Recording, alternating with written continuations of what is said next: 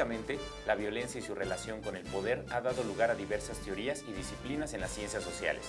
Por una parte, el ejercicio de poder es una interacción entre personas donde unas otorgan autoridad a las otras, y por otra, la violencia relacionada con el ejercicio del poder en la ciencia política refiere al uso del poder para negar la libertad y dominar a través del uso de la fuerza. Si bien los jóvenes pueden vivenciar relaciones asimétricas de poder impuestas a través de conductas agresivas entre padres e hijos, también en relaciones entre jóvenes puede observarse esta dicotomía poder-violencia.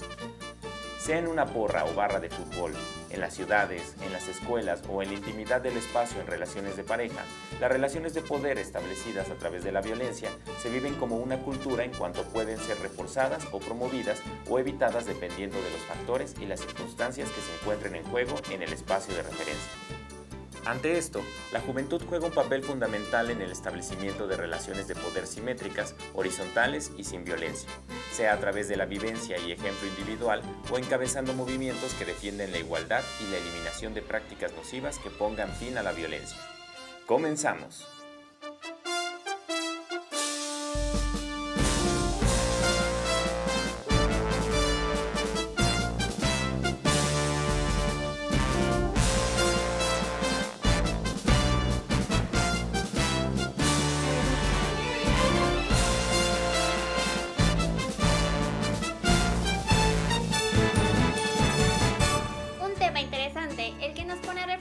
La noticia de hoy.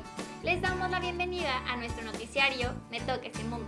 Les saluda Ainda Macías y me complace compartir este espacio con mi compañero Kevin. Gracias, Ainda. Las relaciones de poder establecidas a través de la violencia tienen severas implicaciones en las personas que la ejercen y en quienes la reciben. El poder surge entre la actuación conjunta de personas y desaparece cuando ésta se dispersa. Según cifras de las ONGs en Colombia, en tan solo 2 semanas de protestas se han asesinado a 41 jóvenes por protestas en el marco del paro nacional contra el gobierno del presidente colombiano Iván Duque. Para entender la represión como una forma de violencia enmarcada de las relaciones de poder basadas en el uso legítimo de la fuerza, para, en otras cuestiones, mantener el orden, es importante comentar que el poder en una relación gobierno-sociedad descansa en el debate de las opiniones plurales expresadas bajo el consentimiento mutuo. Bajo esta corriente de pensamiento político, expresado por Hannah Arendt, el poder es una acción concentrada y buscada para el ejercicio de libertades, como puede ser la manifestación por una opinión contraria a la gubernamental. En este sentido, una manifestación puede surgir de un grupo de ciudadanos que se reúnen para emprender acciones en defensa de su derecho a estar a favor o en contra de una decisión o política de gobierno. Si el poder se erosiona, es decir, si el consentimiento se rompe, se incrementa la violencia, lo que puede traducirse en el uso de fuerza policial o ejército para controlar a la desobediencia civil. En este ejemplo, si la violencia es utilizada para acallar a los grupos que se niegan a consentir el consenso de la mayoría, entonces estamos ante la sustitución de violencia por poder entendido como una voluntad común dentro de un proceso de comunicación, cuya finalidad es alcanzar entendimientos. Pero, ¿qué tipo de violencia es la represión? ¿Y tú has sido testigo o partícipe de este tipo de violencia? Antes de la respuesta, es importante considerar que la violencia es un tema complejo y de muchas aristas. En particular, para dar respuesta a tu pregunta, Kevin, vamos a explicar el triángulo de la violencia, introducida por Joan Gatul, un concepto utilizado para abordar la relación entre 3 tipos de violencia: la directa, la estructural y la cultural.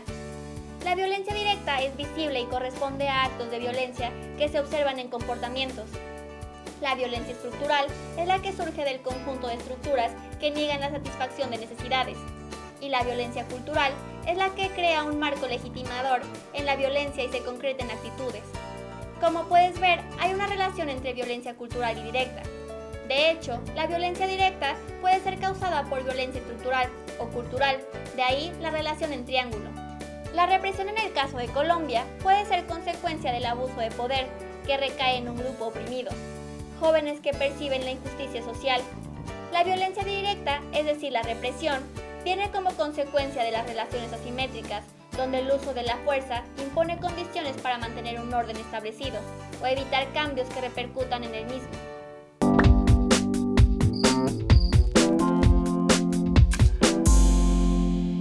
La violencia estructural se traduce en una actitud predispuesta a ejercer violencia directa, es decir, a traducir lo que se percibe como injusto en un comportamiento violento que rete a la autoridad.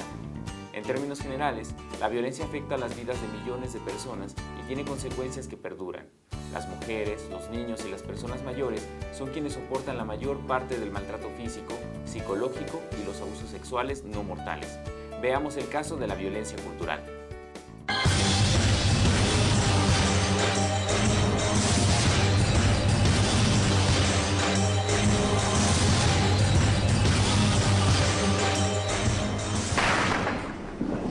Día tras día, nuevas víctimas se suman al conteo siniestro.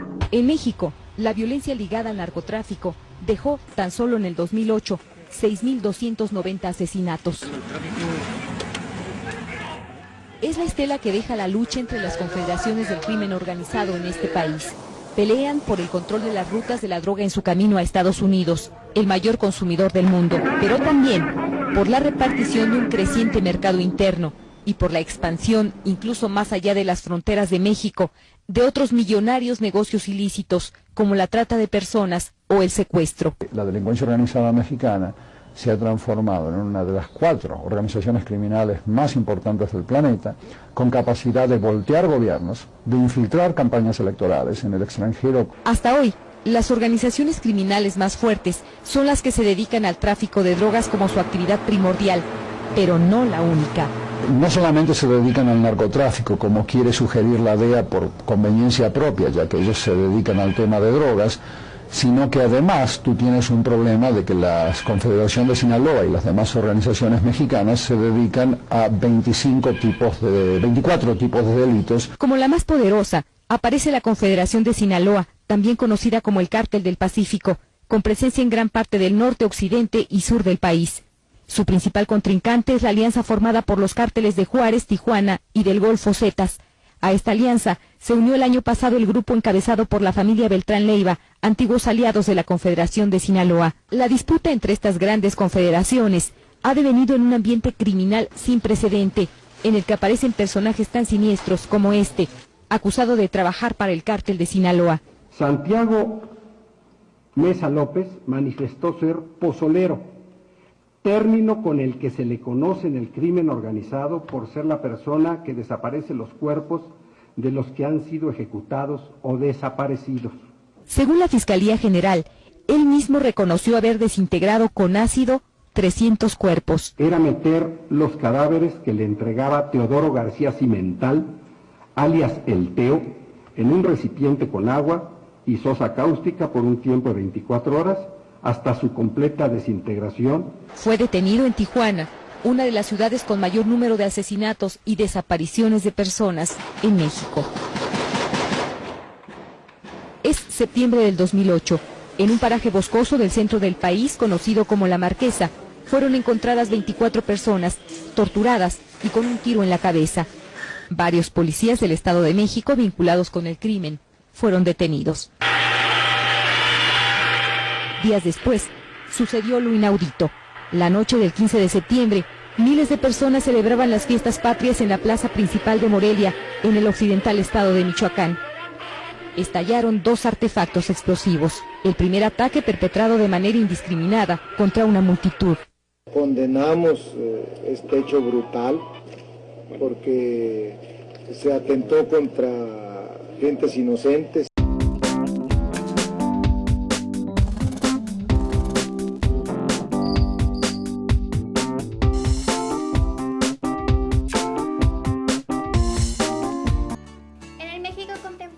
El grueso de las víctimas de violencia impulsada principalmente por grupos de delincuencia organizada son jóvenes entre 20 y 34 años.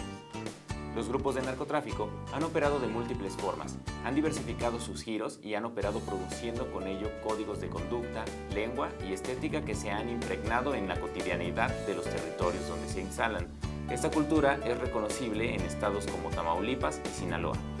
Un ejemplo de la reproducción cultural fue el caso del Pirata de Culiacán, joven influencer asesinado a finales del 2017. la conocida narcocultura se legitima en la creación de expectativas de vida relacionadas al tráfico de drogas y se transmite a través de la música, literatura, series televisivas, religión, arquitectura y símbolos como la ostentación, el lujo, la muerte, la presencia de la mujer, el poder, la ilegalidad y la corrupción, entre otros. La cultura de violencia representada por el narcotráfico ha generado, entre otras consecuencias, nuevas formas de esclavitud, ejercicio de poder extremo que es causado por violencia estructural y vulnerabilidad en las víctimas y que ha resultado en miles de adolescentes que han sido secuestrados con la intención de convertirlos en vigilantes, responsables de venta al menudeo, sicarios o simples operadores.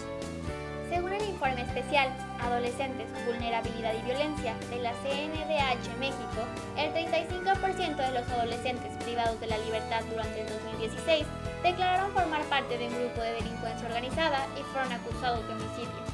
La presencia del narcotráfico en algunos territorios trae consigo otras manifestaciones de violencia directa, como la violencia intrafamiliar en hogares, cuyo principal ingreso está relacionado con el narcomenudeo o en hogares donde los integrantes son consumidores. Las tecnologías digitales han cobrado relevancia en la interacción entre las personas y han sido una forma más del ejercicio de la violencia.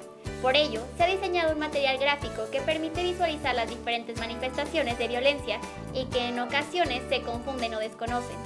Desde bromas hirientes hasta intimidar a otro, la violencia podría pasarse por alto como una forma de llevarse pesado, pero con el riesgo de ser acumulativa y ascendente hacia otras conductas.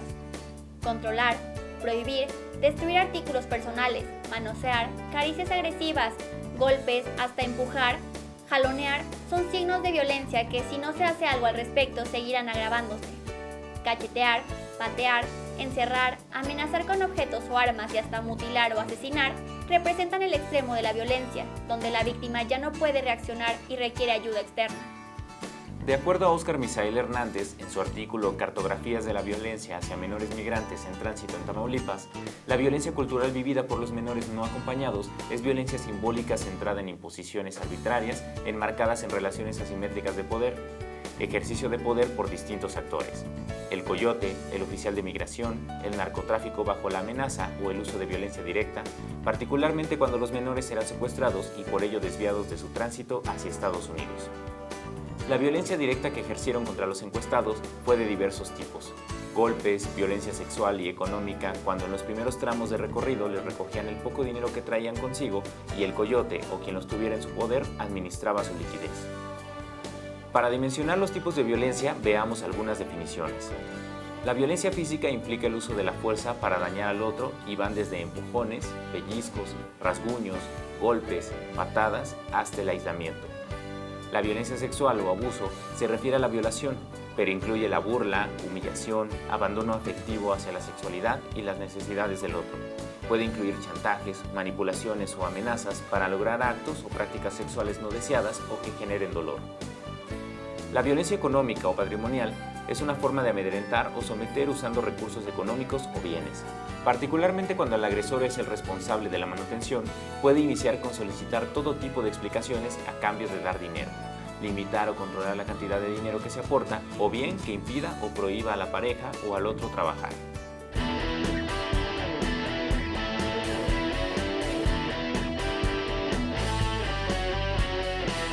Comprender que la violencia es una forma de ejercer poder sobre otro y que tiene implicaciones severas en las personas que lo ejercen y en quienes lo reciben es primordial para ponerle freno. Asimismo, reconocer los tipos de violencia: económica, psicológica, emocional, física y cultural, y sus manifestaciones permiten detonar respuestas en tiempo para evitar consecuencias funestas. Hola Carlos, gracias por acompañarnos el día de hoy en esta entrevista. ¿Qué tipo de manifestaciones de violencia son las más visibles? Bueno, yo vivo acá al norte, Sonora, ese estado. Aquí las manifestaciones de violencia más visibles son las del narcotráfico. Aquí tenemos uno de los municipios más violentos en el país, que es Cajeme, Obregón, Ciudad Obregón, Sonora. Y diario hay asesinatos de 2, 3, 4. Ese es el tipo de violencia que acá se manifiesta de manera más visible. ¿Cuáles son sus consecuencias en los involucrados, víctima y victimario? La violencia entre víctima y victimario trae como consecuencia, obviamente, la desintegración familiar. Si lo hablamos, la violencia como ejercicio en el seno familiar, ¿qué es lo que hace? Yo tengo como maestro, tengo experiencias de chavitos que odian a sus papás. Entonces, ¿cuál es la consecuencia? Pues esta lejanía, guardarse las cosas y no contar con un padre como amigo. Creo yo que los padres deberíamos ser los primeros amigos íntimos de nuestros hijos. Esa es una consecuencia. ¿Cuál es la consecuencia entre víctima y victimario de un ejercicio, de un acontecimiento desde una célula de narcotráfico? Bueno, el victimario obedece a una orden y obtiene un salario. Vamos a hablar de los sicarios, un victimario en el plano narcotráfico, perdón. Y la víctima, pues la consecuencia fatal que vive es la muerte. Entonces las consecuencias son fatales en el ejercicio de la violencia. La violencia jamás será un estandarte, jamás será un camino a seguir. La violencia jamás va a redituar en cosas importantes, jamás. ¿Cómo se manifiesta cuando hay un rompimiento en el círculo de violencia? Yo siento que la manera más efectiva de romper con esa violencia, una vez que te has dado cuenta que has sido oprimido, que has sido violentado, es no ejerciéndola. ¿Y cómo podemos ser empáticos? Yo creo que acudiendo a esta posibilidad de ponerte en los zapatos del otro. Yo siento que la ruptura y cómo salir de esos círculos de violencia es a través del arte, de la educación. De acuerdo con la información que conoce, ¿cómo se ha modificado este tipo de violencia con la aparición del COVID-19? Yo creo que la violencia se ha expandido. Y se ha expandido porque la violencia tiene su historia en este país que ha construido de manera muy marcada las diferencias de clases. Sí, entonces, y hay pocas oportunidades. Ejemplifico. Durante la pandemia eliminaron el ejercicio laboral de los señores de la tercera edad que iban a empacar los productos a los súper, por ejemplo, a los que iban a acomodar los vehículos, por ejemplo. Y entonces ahí es donde empieza la violencia, cuando las personas estas ya no tienen un empleo y no tienen nada que comer, y es una violencia de clase. Entonces esa violencia se agudiza, se acrecenta con la pandemia, porque quienes tienen su oportunidad de un empleo, de llevar algo de comer a su casa, pues la pierden, en muchos sentidos. Pero entonces eso tiene su historia. La violencia es desde el Estado, que no ha sabido repartir las oportunidades.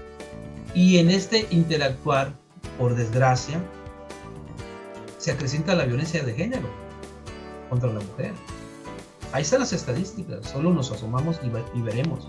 No estoy inventando, podemos constatarlo. Entonces esa es falta de oportunidad. Y ya el otro tipo de violencias, pues, esa desde los desposeídos, quienes tienen acceso a un médico particular, a una clínica particular para ser atendido de esta enfermedad infausta, trágica que es el COVID. ¿Quiénes son? Los poderosos. Entonces ese es otro tipo de violencia. ¿Por qué no hay una igualdad en los derechos? Por último, ¿qué recomendaciones daría a las y los jóvenes que nos escuchan para prevenir este tipo de violencia? Yo les recomendaría que escucharan, por favor, que atendieran, que amaran a su familia, que se amaran a sí mismos. Yo les recomendaría que si acuden o si se enteran, ahora que está la tecnología, de esos casos atroces que nos ocurren desde la violencia. Yo creo que ya todos tenemos una víctima cercana por violencia, que sean más reflexivos, que seamos más empáticos, que se pongan en los zapatos del otro, que nunca va a ser mejor un insulto, un grito, que siempre va a ser mejor la comprensión. Y que siempre tenemos que apostarle a comprender a pesar de la incomprensión. Tenemos que comprender al otro para que esto sea un camino más fácil, más armonioso. La violencia pesa, la violencia nos estresa, la violencia se convierte en un monstruo que se nos sube encima y no nos deja caminar. La violencia es un cincel con un martillo taladrándonos todos los días el alma, el corazón, la mente. Entonces yo convoco a ustedes, muchachos, a que reflexionen.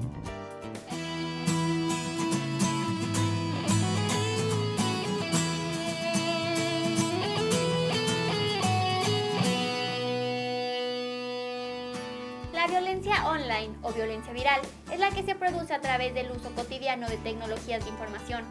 La violencia viral es una forma de violencia a las niñas y niños y adolescentes que pueden exponerse por el uso diario del Internet en cualquier tipo de dispositivo.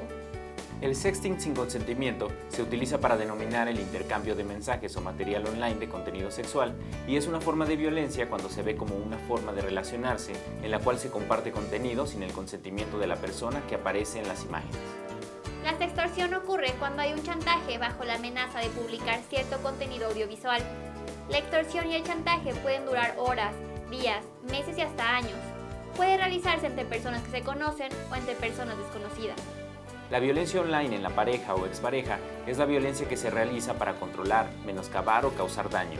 Es probable que quien sufra o provoque violencia en el mundo físico lo haga en el virtual y suele realizarse mediante mensajes, control de las redes sociales, apropiación de contraseñas, difusión de secretos, información comprometida, amenazas o insultos. El control de la ubicación de conversaciones, envío de correos o mensajes son manifestaciones de este tipo de violencia. Si quieres saber un poco más sobre este tipo de violencia, te invitamos a que veas nuestro programa Jóvenes en TV, Bachillerato, Responsabilidad Social, Acciones contra la Violencia hacia las Mujeres, del 16 de noviembre de 2020. El ciberacoso o ciberbullying es una forma de acoso entre menores de edad y consiste en comportamientos repetitivos de hostigamiento, intimidación y exclusión social hacia una víctima a través de mensajes, imágenes o videos. Tiene por fin dañar, insultar, humillar o difamar. El acoso puede darse en diversos espacios. Esto me recuerda al programa que realizamos sobre el acoso laboral. Si quieres conocer sobre este tema, te invitamos a que veas nuestro programa Jóvenes en TV, Bachillerato, Vida Productiva, Acoso y Violencia Laboral, del 30 de abril del 2021. El happy slapping es en apariencia inocente, pero consiste en la grabación de una agresión hacia una persona que se difunde. Puede ser percibida por el agresor como una broma o un juego, cuando en realidad representa una grave forma de agresión física y posteriormente online. El ciberembaucamiento es un acoso o abuso sexual online y consiste en que una persona adulta contacta a un niño o niña o adolescente a través de Internet, ganándose poco a poco su confianza para involucrarle en una actividad sexual. La exposición involuntaria a material sexual y o violento es una forma de agresión donde detrás del aparente contenido inocente se encuentran fuertes escenas de contenido sexual o violencia. Hay algunas páginas o mensajes como TikTok, por ejemplo, donde se incita a conductas dañinas. Incluso, algunos materiales explican cómo hacerse autolesiones o realizar retos que derivan en trastornos alimenticios. La sobreexposición de menores en Internet es cuando un padre o madre expone públicamente la vida de sus hijos o hijas en Internet y además de ser una agresión, puede traer fuertes consecuencias en las víctimas. Esperamos que esta información te ayude a identificar y actuar como cuando una persona pasa de ser víctima al activismo. Si quieres conocer la experiencia, puedes ver el programa Jóvenes en TV, Bachillerato, Bien Emocional y Afectivo, Violencia de Género, Activismo y Autocuidado, del 23 de junio del 2021. El ciberacoso es la intimidación utilizando tecnologías digitales y los siguientes son ejemplos de este tipo de comportamiento. Difundir mentiras o publicar fotografías vergonzosas de alguien en redes sociales. Enviar mensajes hirientes o amenazas a través de plataformas de mensajería. Hacerse pasar por otra persona o enviar mensajes agresivos en nombre de otra persona. Las consecuencias pueden durar un largo tiempo y afectar de múltiples formas. Mentalmente como vergüenza, enfado o inseguridad personal por sentirse preocupada o tonta. Emocionalmente puede llegar a un grado de perder interés por los gustos o físicamente puede sufrir dolores de cabeza, estómago o pérdida de sueño. Por las consecuencias y gravedad de la violencia, si estás siendo víctima o crees que te encuentras en riesgo, pero no estás seguro, te invitamos a denunciar o platicar al respecto con tus padres o adultos de confianza para ponerle fin. Identifica y actúa. Si eres víctima de violencia o conoces a alguien que esté vivenciando situaciones de violencia de acuerdo con la que hasta ahora se ha abordado, denuncia, respalda y organiza acciones para poner fin a la violencia. Escucha y cree en las personas que se sobrepusieron o sobrevivieron. Orienta a próximas generaciones y aprende de ellas. Exige respuestas y servicios adecuados para erradicar las formas de violencia. Comprende qué es un consentimiento y actúa con responsabilidad. Conoce las consecuencias de los tipos de violencia y si ves indicios, aprende cómo puedes ayudar. Inicia conversaciones y demuestra tu oposición a la cultura de la violencia. También puedes actuar en congruencia e influir en relaciones personales cercanas para crear entornos familiares, de pareja, de amistad y sociales más saludables. Las estrategias que promueven la construcción de entornos seguros ayudan a impedir la propagación de la violencia. Con esto concluimos el noticiario de hoy. Toma conciencia y acción en torno a la violencia y construye relaciones basadas en el consenso y el consentimiento mutuo. Dialoga, expresa y participa. Te invitamos a visitar nuestras redes sociales. Haz este noticiario con nosotros. Participa con Jóvenes en TV, un espacio de reflexión y construcción del conocimiento. ¡Hasta la próxima! Visítanos en jovenesencasa.sed.gov.mx. Únete a la comunidad de Jóvenes en Casa en Facebook. Vuelve a ver los programas de Jóvenes en TV en nuestro canal de YouTube.